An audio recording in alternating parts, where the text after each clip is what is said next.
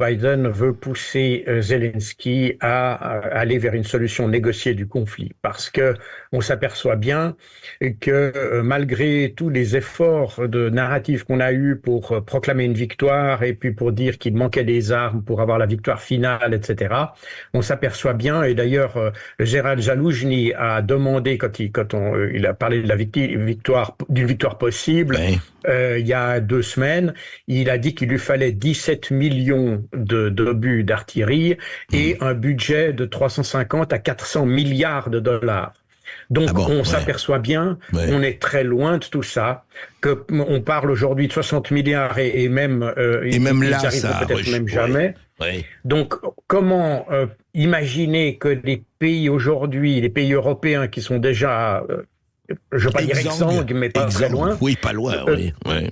comment pourrait-il mobiliser 350 à 400 milliards et 17 millions d'obus? Je rappelle que l'Union européenne avait prévu de fournir 1 million d'obus à l'Ukraine en une année. Ils sont même pas parvenus à le faire.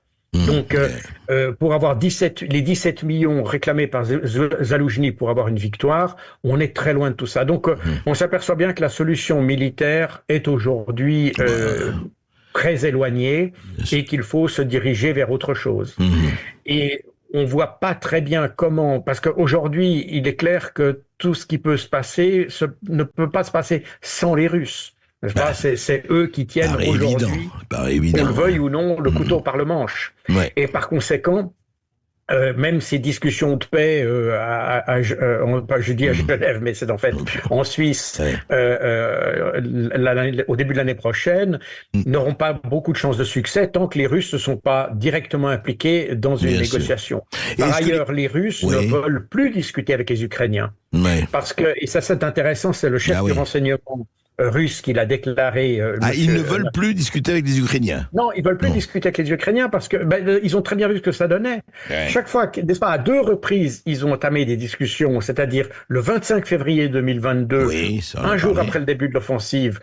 Zelensky avait d'ailleurs déjà sollicité la Suisse à ce moment-là. Il avait téléphoné au ministre des Affaires étrangères, Ignacio Cassis, pour qu'il organise une conférence, déjà le 25 février, donc c'était déjà indicateur. Puis évidemment, à la En mi-mars, il mars, y a oui. eu cette proposition qu'il a faite. Et les 2 fois, ce sont les Occidentaux qui sont venus derrière Zelensky et qui lui ont dit non, tu négocies pas, tu te Oui, bats. tout à fait.